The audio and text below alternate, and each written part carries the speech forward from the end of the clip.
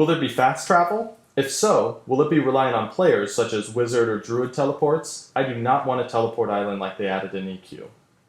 Well, there definitely won't be a teleport island where you can just go wherever you want. The first thing is some classes will be able to teleport to some degree, but mainly you need to travel conventionally to a location first. There'll be different areas in the world that you can teleport to, but you've got to reach them by yourself, walking, riding, what have you, and then you can teleport back to there after you've accomplished that for the first time. Also, that'll be the key civilized areas, maybe some of the different cities. You won't be able to just teleport out in the middle of an adventure area. In a dungeon, there'll be, certain classes will have spells that can bring you to them. Maybe, if you died, you need to come back to your corpse. So I think teleportation makes sense in a lot of areas, but we are doing it in a way where we preserve the size of the world. It won't just feel like everyone's just blipping around the world like in some other games. Will quests be meaningful? In other words, will the quests be few and far between, but take time and effort to complete, with great rewards at the end, such as epic weapons and armor? My hope is for a quest system similar to EQOA or Final Fantasy XI. Yeah, and what we want to do with the quest system is have fewer quests, but those quests, be actually better and more involved. We're really going for, quality over quantity.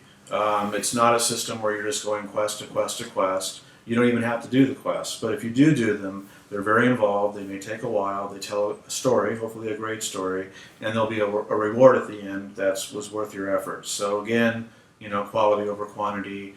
This is not a quest-centered game where you have to participate in every one, but they're certainly going to be there for players who enjoy that kind of content. Will you consider Oculus Rift support? Virtual reality is pretty awesome, and I would love to experience an amazing MMO world in virtual reality. So would I, and if Oculus Rift or any other technology, if that all works out, we'd love to support it. Will casters be mobile? It's so annoying to be a stationary cannon. It would be nice to be able to move and cast at the same time. We agree, and you will be able to cast while you're moving. Certain spells may slow you down a bit, but you're not going to just be there in one spot unable to move. Do you have a project manager in place already to help with the scope creep and staying on target? We do, and we'll probably be getting more in short order. So what's the best way for us as fans to help the project other than backing you via Kickstarter? Well, we're going to use a lot of message boards that are out there. Eventually we'll have a message board, an official one, on our website.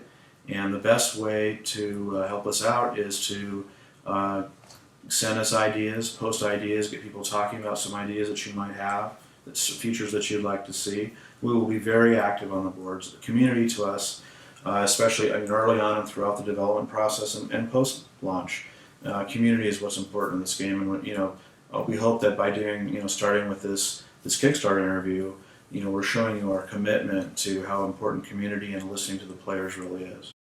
So how far into the process are you at? Are you at the point where you can still take our ideas and, do something with them, or is your design document set in stone? It's not at all. We have a design document. It's not set in stone. We're still making a lot of the big decisions, and we will be in that mode for quite a while. So players do absolutely have the opportunity to come up with cool ideas. Now over time, as we kind of solidify the vision of the game, a lot of the bigger decisions will already be made. But there's a lot of little things even that we'd love input on that can be added or changed later into the development cycle. Is there anything the team is talking about right now that you could kind of throw out there that you'd be interested to have ideas on? Sure. What makes combat fun and not boring or repetitious?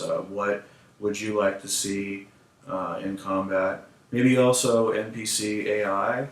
What do you really want to see there? Everyone wants smarter NPCs, but what does that mean? Does that mean early on in EverQuest, NPCs went after the cleric and killed him the first, right? And that made sense. That was good AI because that's what a mob would do. It would go after the healer. It wasn't really a lot of fun.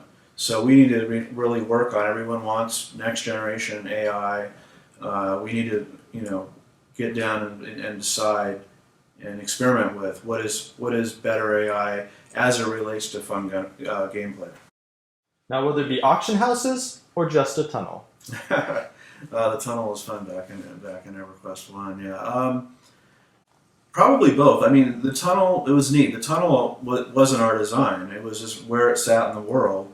It kind of made sense for people to gather there. So we will have auction houses to some degree, support some of that interaction, but the main point here is that they'll be local. There's not going to be one global marketplace. And the reason is because we want people to travel around the world and possibly make a profit. If you've gone from, if you take the risk and have gone, to the far reaches of the world, found some items, treasure, what have you, and then you brought it all the way back to the more civilized, safe area, you ought to be able to sell that for a profit, if and be paid for taking that risk. With a global marketplace, that just kind of all breaks down. So what specifically for you is your motivation for making this game? Oh, wow. I've known that I've wanted to make RPGs since I was in junior high.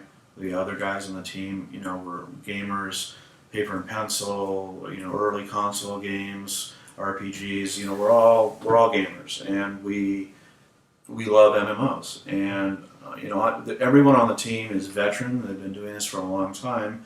And not only do we want to make MMOs, we kind of feel like that's our purpose in life, is to make these games that we would like to play because they don't exist, and to see them come and become a reality, to play them ourselves, and then we get a lot of satisfaction, of course, from seeing other players come on in and enjoy the game as well.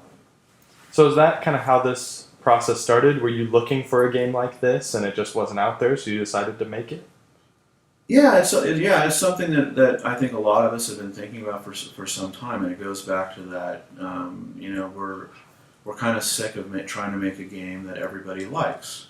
You end up with a player in that game liking part of the game, but not liking the other part of the game, and certain features or mechanics. So making a game for us and for players who want more of a challenge.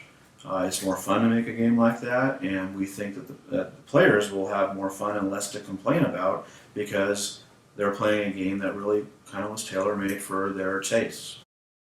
Is loot going to be similar to EverQuest and Vanguard, where items are highly unique, for example, Fungi Tunic, FBSS, etc., or WoW's method, where most items have randomized stats within a specific range? The items that matter, the items that people are going to be going after, that are going to be wanted by players, that are powerful, some will be unique. Those will be handcrafted. They'll be named appropriately based on where they're found. Their stats and other abilities will be custom made. Certainly, there's going to be a lot of other loot around the world, cache loot, what have you. Some of that may seem a little bit more randomly generated, but for certain, the special loot that you're going after will definitely feel handcrafted. So how open is the development process really going to be? It's going to be pretty transparent. You start that with Kickstarter. Unlike traditional game development where you keep a lot of things back and hold back on certain ideas or names. With Kickstarter, you're taking your first step and you're saying, kind of open kimono. This is what we're doing. This is why we're doing it. This is what we want to do. There's certainly some, detailed aspects of the game that we do need to hold back on. Probably, areas where we still need to experiment with it before we want to commit to it. Or maybe it's for a special article or some such. But in general, it's going to be very open, and we will continue, starting from this day on, really listening to our player base, our target audience, and hopefully making the game that they want to play and that we want to play as well.